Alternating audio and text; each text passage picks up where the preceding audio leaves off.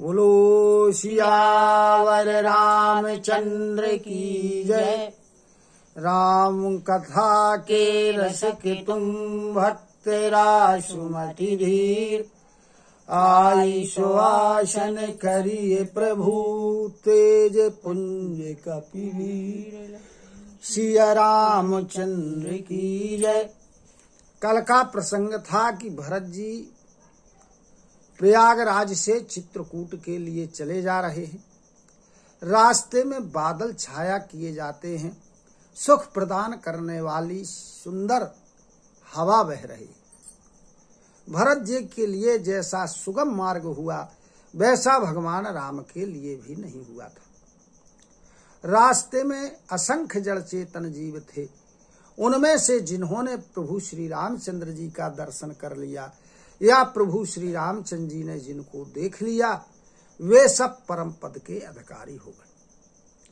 परंतु अब भरत जी के दर्शन ने तो उनका जो इस संसार से जन्म मरण रूपी रोग था उसको भी मिटा दिया।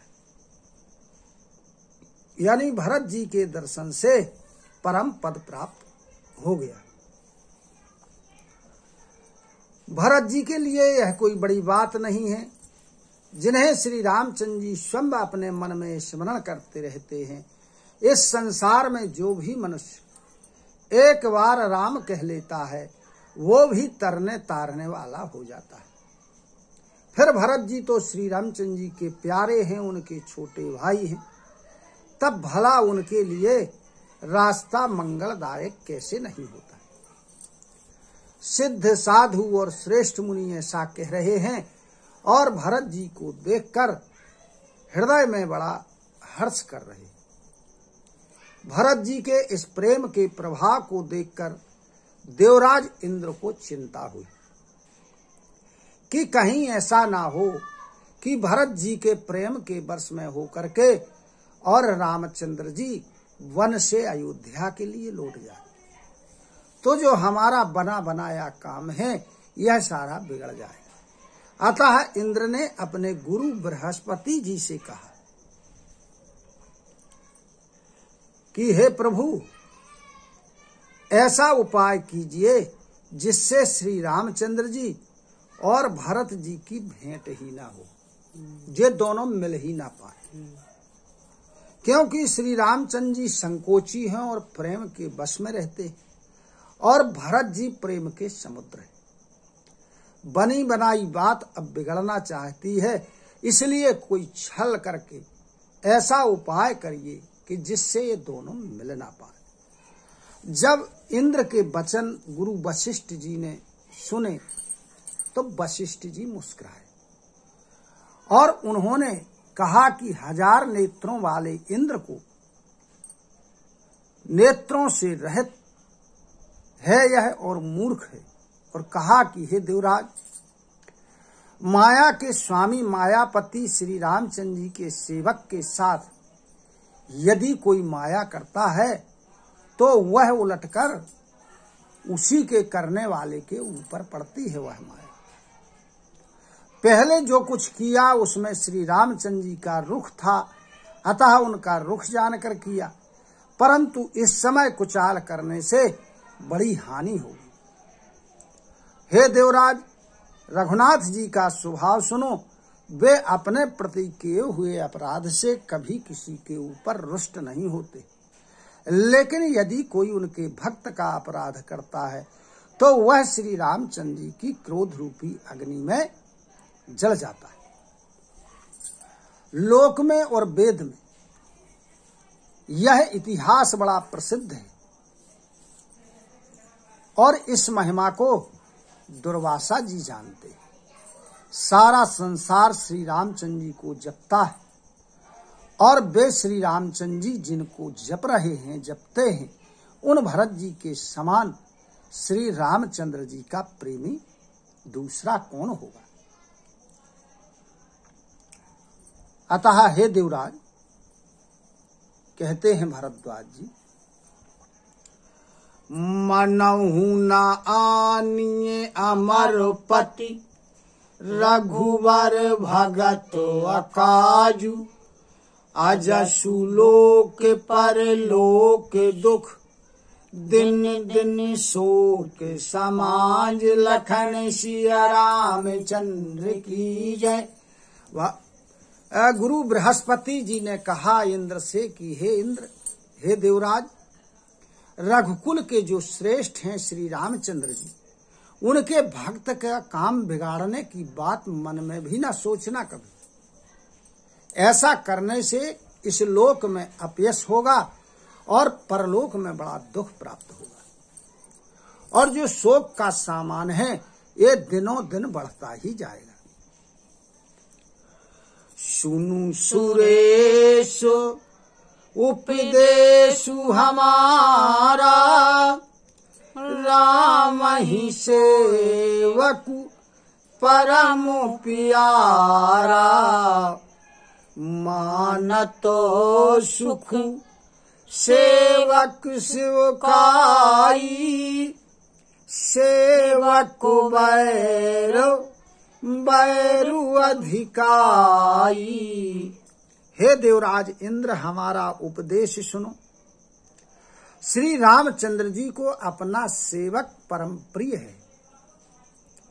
वे अपने सेवक की सेवा से सुख मानते और सेवक के साथ बैर करने वाले से बड़ा भारी बैर मानते।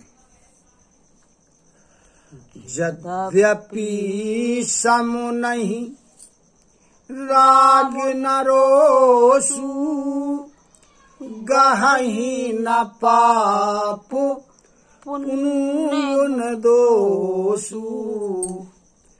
कर्मो प्रधान विश्व करि राखा, जो जस करई सो तस फल चाखा। कहने लगे बृहस्पति जी की, हे इंद्र, यद्यपि भगवान राम सम है, उन्हें ना तो किसी से प्रेम है और ना किसी पर वो गुस्सा होते, और किसी के भी पाप पुण्य की गणना नहीं करते हैं, न देखते। उन्होंने विश्व में कर्म को प्रधान बना रखा है। जो व्यक्ति जैसा कर्म करता है उसे वैसा ही फल प्राप्त होता है। तदपि करहि सम विषम विहारा, भगतो अभगतो हृदय अनुसारा। अगुनो अलेप अमानु एक रसु, रामु सगुनो भय भगतो प्रेमो वसो। फिर भी वे भक्त और अभक्त के हृदय के अनुसार सम और विषम होते, वैसा व्यवहार करने लगते। जो भक्त होता है उसे हृदय से लगा लेते, और जो अभक्त होता है उसे मार करके तार देते। गुण रहित निर्लेप मान रहित सदा एक रस रहने वाले भगवान श्री रामचंद्र जी भक्त के प्रेम के बस में होकर ही वे सगुण रूप धारण किए हुए। रामो सदा सेवक रुचि राखी, वेद पुराणो साधु सुर साखी। असो जिये जानी तजहु कुटिलाई, करहु भरतो पद प्रीति सुहाई। कहने लगे कि श्री रामचंद्र जी सदा अपने सेवकों की रुचि रखते आए हैं, उनके रुचि के अनुसार कार्य करते आए हैं, और इस बात के साक्षी वेद हैं, पुराण हैं, साधु लोग हैं और देवता लोग हैं। ऐसा मन में विचार करके कुटिलता छोड़ दो और भरत जी के चरणों में प्रेम करो। राम भगत परिहित निरत पर दुख दुखी दयाल भगत शिरोमणि भरत ते जनि डर पहु सुर पाल लखन सिय रामचंद्र की जय। हे इंद्र, श्री रामचंद्र जी के भक्त सदा दूसरों के हित में लगे रहते हैं। वे दूसरों के दुख में दुखी होते हैं, दयालु होते हैं। फिर भरत जी तो सभी भक्तों के शिरोमणि हैं, उनसे बिल्कुल तुम डरो मत। सत्तो संधो प्रभु सुरहितकारी भरत रामो आयस अनुसारी स्वार्थो विवश विकल तुम होहु भरत दोषो नहीं रावर मोहू। प्रभु श्री रामचंद्र जी जो हैं ये सत्य प्रतिज्ञ, देवताओं का हमेशा हित करने वाले हैं और भरत जी श्री रामचंद्र जी की आज्ञा के अनुसार चलने वाले। तुम व्यर्थ ही स्वार्थ के वश में होकर के और व्याकुलता कर रहे हो। इसमें भरत जी का कोई दोष नहीं है, तुम्हारा ही मोह तुम्हें परेशान किए हुए। सुनी सुर वर सुर गुरवर वाणी भा प्रमोद मन मिटी गलानी बरसी प्रसून हरसी सुर राऊ लगे सराहन भरत स्वभाव। अब जब इंद्र ने देवताओं के गुरु वशिष्ठ जी की श्रेष्ठ वाणी को सुना तो उनके मन में जो गिलानी थी वो मिट गई और प्रेम भर गया। तब उन्होंने क्या किया कि आकाश से फूलों की वर्षा करने लगे और भरत जी के स्वभाव की सराहना करने लगे। यही विधि भरत चले मग जाही दशा देखी मुनि सिद्ध सिहाही जबहि राम कही ले ही उसासा उमंगत प्रेम मनहु चहु पासा। इस प्रकार भरत जी रास्ते में चले जा रहे हैं। उनकी दशा को देख करके मुनि लोग सिद्ध लोग सिहा रहे हैं और जब भरत जी लंबी सांस लेते हुए राम कहते हैं तब वो चारों ओर उनके प्रेम उमड़ पड़ता है। द्रवही वचन सुनी कुलस पखाना पुरजन प्रेमुना जाई बखाना बीच वास करी जमु नहीं आए निरखू नीर लोचन जल छाए। अब उनके प्रेम और दीनता से परिपूर्ण वचनों को सुनकर वज्र और पत्थर भी पिघल जाते। अयोध्या वासियों का प्रेम जो है वो कहते नहीं बन रहा है। उन्होंने बीच में विश्राम किया एक रात्रि। फिर भरत जी यमुना नदी के तट पर आए और यमुना नदी का श्यामल जल देख करके और भरत जी के नेत्रों में जल भराया।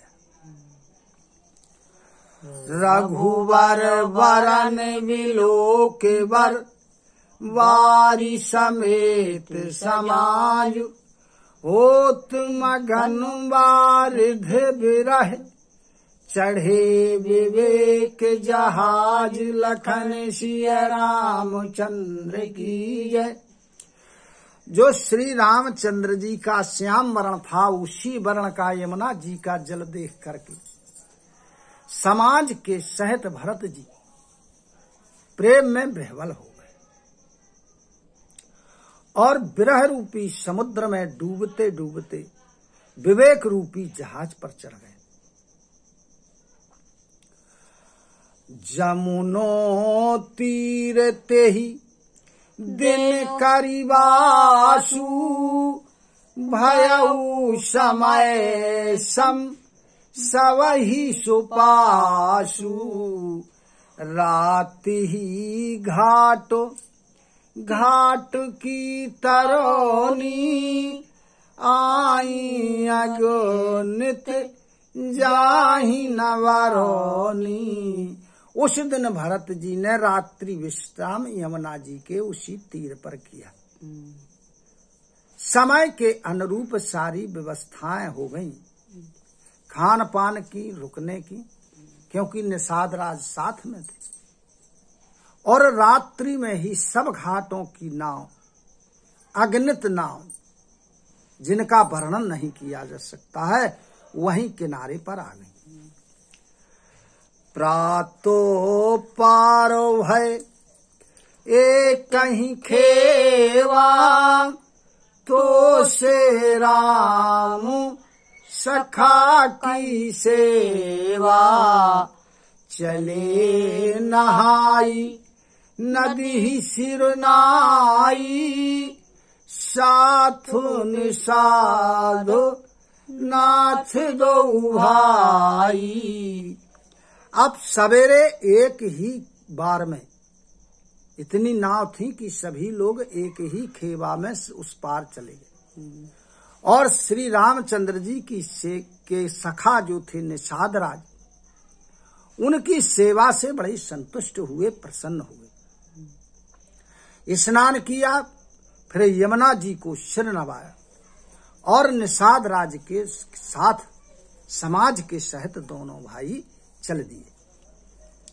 सेवक को सुरहदो सचिव सुत साथा, सुमिरत लखानो सिय रघुनाथा।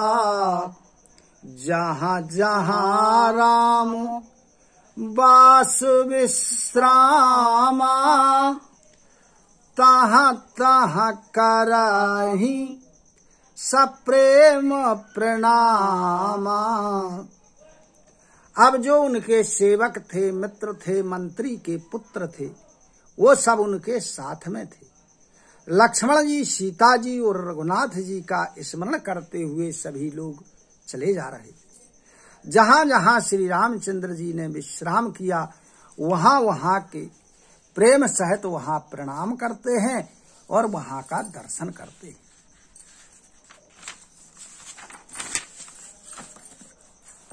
मगवासी नर नारी सुनि, धाम काम तजी धाई।